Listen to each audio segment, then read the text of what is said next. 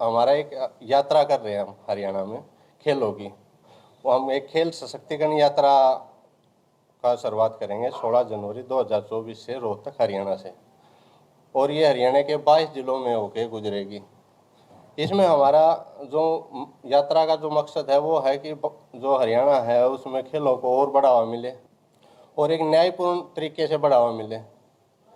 जो खेलों में अभी जो कमियां हैं उसको सरकार तक पहुंचाने का काम हमारा रहेगा। और इसमें जो अपना एक मेन जो हमारा रहेगा वो एक संगठन हम बनाना चाहते हैं इंडिया में खेलों के लिए, एक मजबूत खेल संगठन जो खिलाड़ियों की आवाज़ बन सके, खेलों की आवाज़ बन सके। इसके लिए हम एक कोशिश कर रहे हैं कि हम पूरे इंडिया में ये यात्रा लेके जाएंगे। शुरुआत हमने हरियाणा रोहतक से की है, अभी ये 22 जिलों से होकर गुजरेगी। उसके बाद हम इसको अगला जो सेशन रहेगा वो पूरे इंडिया के लिए रहेगा। ये स्कूल में जाएगी या स्टेडियम में से होकर जाएगी जो यात्रा, स्टेडियम में या स्कूलों में जाएगी? ये हर जिले में होके जाएगी जी। जो गवर्नमेंट द्वारा जो पिछले 10 सालों से सरकार ने 20 सालों से जो सरकार ने जो घोषणाएं की है उन घोषणाओं को हम चेक करेंगे और बच्चों से बात करेंगे। ग्राउंड पे बच्चों के साथ हम बात करेंगे कि उससे कितने संतुष्ट है, आप तक सरकारी योजनाएं कितनी पहुंच रही है, नहीं पहुंच रही। ये सरकारी है या निजी है? ये हमारी एनजीओ सर खेल क्रांति फाउंडेशन, उसके तहत हम ये यात्रा कर रहे हैं। इसका उद्देश्य क्या है यात्रा का?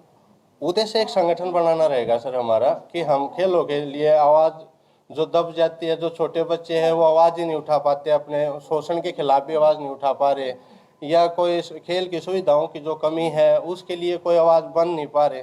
तो हम चाह रहे कि हम इकट्ठे हों, स्पोर्ट्स के सारे खिलाड़ी और जो कोच है वो इकट्ठे हो जाएं और उसको हम लेके आगे एक संगठन बनाए। संगठन के माध्यम से ही हम आगे फिर सरकार के आगे प्रस्ताव रखें कि हमारे खेलों के लिए क्या क्या। पहले से ऑलरेडी अनेकों संगठन बने हुए हैं, तो आप पर कैसे विश्वास किया जाए कि भाई आप इस पर खड़े हो गए? सर खेलों के लिए कोई संगठन इंडिया में नहीं है अभी फिलहाल, तो हम चाह रहे हैं कि एक संगठन खेलों का भी हो। जैसे किसान संगठन है, मजदूर संगठन है, कर्मचारी संगठन है, हर यूनियन, हर किसी में यूनियन है, लेकिन हमारी खेलों में कोई यूनियन अभी इंडिया में नहीं है सर। आपको भी बड़ी बात जानते होंगे, हर एक सरकार दावा करती है कि हमने खिलाड़ियों के लिए बेहतर पॉलिसी बनाई है। किस तरह से देखते हैं? जो पहले सरकार दावा कर रही थी कांग्रेस की, भूपेंद्र सिंह हुड्डा, हमने खिलाड़ियों के लिए पद भी दिए हैं, लेकिन अब कुछ रोक दी गई है। किस तरह से देखते हैं? सर हर सरकार कंटिन्यू अच्छा कर रही है, लेकिन जो विश्व स्तर पर हम देखते हैं तो वो हम बहुत पीछे हैं अभी। हर सरकार भारत में जो आ रही है वो नया करने की कोशिश कर रही है, लेकिन जो विश्व स्तर पर जो अगर हमें ओलंपिक में ज़्यादा से ज़्यादा मेडल चाहिए है तो उसके लिए शायद मेरे को लगता है कि बहुत कम हमारे पास सुविधाएं हैं। और उसके बाद जो बजट पेश होता भी है तो उसमें भी बहुत सारी चीज़ें रुक जाती है। जो बजट निकलता तो है लेकिन वो बच्चों तक पहुँच ही नहीं पा रहा। पहले जैसे हरियाणा में नेशनल में पदक लेके आते थे, स्वर्ण पदक लेके आते थे, उनको वो मिलती थी, जो मिलती थी, लेकिन अब वो बंद कर दी गई है। हाँ, बहुत सी ऐसे हैं जो स्कूली लेवल पे भी बहुत सी चीज़ें अभी बंद हो गई है, तो हम उन्हीं मुद्दों को उठाने का हमारा कोशिश है कि हम एक संगठन बनाए और संगठन के माध्यम से हम उस मुद्दों को उठा के सरकार के आगे लेके आए। आपका फाउंडेशन कब से सक्रिय है हरियाणा में और अभी तक क्या क्या उन्होंने करवाया है खेल? हमारा सर 2016 से खेल क्रांति फाउंडेशन काम कर रही है। अभी हम गांव लेवल पर, जिले लेवल पर हम छोटे छोटे टूर्नामेंट करके बच्चों को खेलों के साथ जोड़ने का काम कर रहे थे और बच्चों को एक मोटिवेट करते हैं जाके बातों खेलों के साथ जोड़ने के लिए। आपने पीछे जो आपका पोस्टर इसमें लिखा खेलों में भ्रष्टाचार को खत्म करने के लिए, मेजर ध्यानचंद को भारत रत्न दिलवाने के लिए कुछ मुद्दे हैं, तो कुछ मुद्दे बताइए किस किस के ऊपर आपकी यात्रा है वो चलेगी? जी जी जी, अभी सर हमारा जो पहला मुद्दा जो रहेगा ना उसमें ये सरकार तो दावा करती है कि भ्रष्टाचार नहीं है, फिर भी आप लगा रखा है कि भ्रष्टाचार कहाँ होता है? सर खेलों में हर जगह भ्रष्टाचार है सर। किस में चीज में होता है भ्रष्टाचार? कहाँ होगा खेलों में? थोड़ा सा आप जैसे कोई टूर्नामेंट आयोजित करते हैं भारत सरकार द्वारा या हरियाणा सरकार द्वारा टूर्नामेंट आयोजित करते हैं तो उसमें भी कई बार उजागर हुए हैं कि भ्रष्टाचार हुए हैं। अब जैसे 2010 में जो ये हुआ था खेल घोटाला, जो दिल्ली में कॉमनवेल्थ गेम जो हुआ था उसमें कई लाख करोड़, कई हजार करोड़ तक का घोटाला वो सामने आया था। तो ऐसे बहुत है जो नेशनल लेवल पे, स्टेट लेवल पे जो टूर्नामेंट होते हैं उसमें हर किसी में आता है, लेकिन अब होता क्या है कि मुद्दे एक बार उठते हैं फिर वो दबा दिए जाते हैं क्योंकि उसके लिए कोई यूनियन या कोई संगठन नहीं है जो उसको कंटिन्यू आगे तक ले जाए। ये सबसे मेन प्रॉब्लम है हमारी। किस तरह से रोक पाएंगे आप लोग? एनजीओ किस तरह से काम करेगा भ्रष्टाचार के खिलाफ?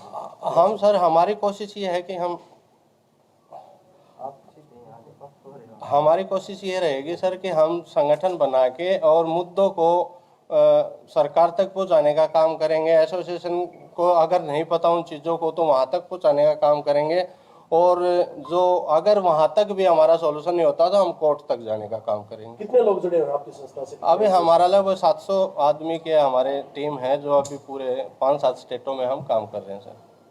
कितनी मदद मिलेगी खिलाड़ियों की आपके इस प्रयास से? हाँ जी। कितना मदद हो पाएगी आपके जो ये प्रयास है इनसे?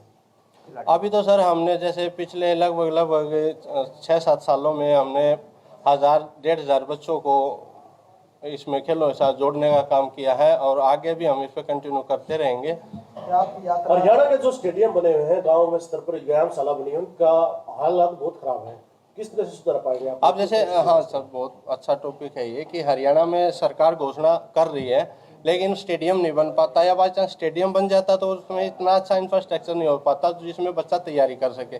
फिर बच्चा तैयारी करने के लिए भी चला जाता तो वहाँ कोच नहीं होता। जहाँ हमने कई बार हमने खुद जाके चेक किया कि जहाँ हम जाते हैं तो वहाँ कोच आते ही नहीं, कई दिन कोच पहुँचते ही नहीं है स्टेडियमों में, बच्चे खुद करके चले जाते हैं। तो इसके लिए खिलाफ क्या करेंगे आप? इसके खिलाफ कोई धरना प्रदर्शन क्या? हम सर धरना प्रदर्शन तो नहीं करेंगे, हम कोशिश करेंगे कि सरकार को इससे अवगत करवाएं। हमारी टीम इस चीज़ पे ही काम करना चाह रही है कि जो चीज़ सरकार से छुप रही है या जो पेरेंट्स वहां तक नहीं पहुंच पा रहे हैं सरकार तक, हम उसका पहुंचाने का काम हम सरकार तक करेंगे। सरकार नशा के खिलाफ यात्रा तो निकालती है, साइकिलिंग यात्रा निकालती है, लेकिन खेलों को बढ़ावा नहीं दे पा रही जिस तरह से नशा हरियाणा में बढ़ रहा है। सर तो क्या कहना चाहेंगे आप? क्या प्रतिक्रिया? हरियाणा सरकार ने जैसे जैसे पॉलिसी, अब जैसे 2018 में पॉलिसी बनी, फिर 2021 में पॉलिसी बनी है, तो जो पहले जो पॉलिसियाँ बनी थी उसमें डिफरेंस काफ़ी हुआ है। तो हमारा सरकार से भी यही उम्मीद करते हैं कि आने वाले टाइम पे और अच्छी पॉलिसी लेके आएँ, और जो जिस टॉपिक पे अब जैसे स्पोर्ट्स वालों को तो पूछा ही नहीं जाता, जब पॉलिसी बनती है तो IAS IPS अधिकारी बना देते हैं, उसमें हमारे जो ओलंपियन प्लेयर है वो तो कर ही नहीं पा रहे, वो पहुंच ही नहीं पा रहे। जो खिलाड़ी है उससे तो पूछा ही नहीं जा रहा कि भाई करना क्या है, पॉलिसी के लिए कौन सी चीज़ बेनिफिट जाएगी। ग्राउंड लेवल पे कुछ है ही नहीं। सरकार, हरियाणा सरकार 6 करोड़ रुपया दे रही है ऊपर लेवल पे ओलंपिक में जाने के बाद, अगर वहाँ से मेडल आ जाता, लेकिन जो ग्राउंड लेवल पर जो प्लेयर खेल रहे हैं कई कई सालों तक खेल रहे हैं, उसके बाद वो एकदम बेचारे मायूस होकर घर बैठ जाते हैं, या तो इंजरी की वजह से बैठ जाते हैं। अब सरकार क्या कर रही है कि बच्चा इंजरी होने के बाद ऑपरेशन है, ऑपरेशन 1.5-2 लाख का खर्चा आ रहा है। अब बहुत ऐसे गेम है सर जहाँ पैसा है ही नहीं, अब बच्चा 1.5-2 लाख रुपया ऑपरेशन ना करवाने की वजह से घर बैठ जाता। तो मैं सरकार से उम्मीद करता हूँ कि आने वाले टाइम पे हमारे को ये सुविधा दी जाए कि जो बच्चे चोटिल हो जाते हैं, कुछ हो जाता है, तो उनका इलाज जो है वो फ्री ऑफ कॉस्ट होना चाहिए।